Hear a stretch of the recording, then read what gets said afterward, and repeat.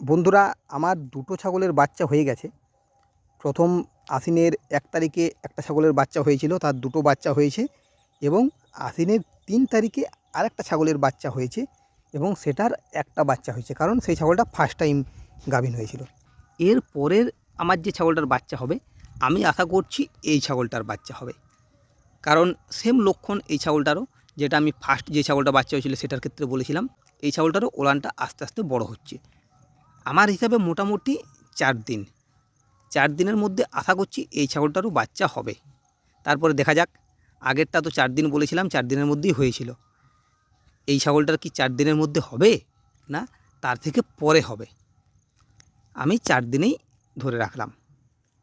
যদি 4 দিনের মধ্যে বাচ্চা হয়ে যায় তাহলে আমি ভিডিও বানাবো বাচ্চা সহ, আর যদি 4 দিনের মধ্যে বাচ্চা না হয় তাহলে কেবলমাত্র মা ছাগলটাকে নিয়েই ভিডিও বানাবো 4 দিন পর।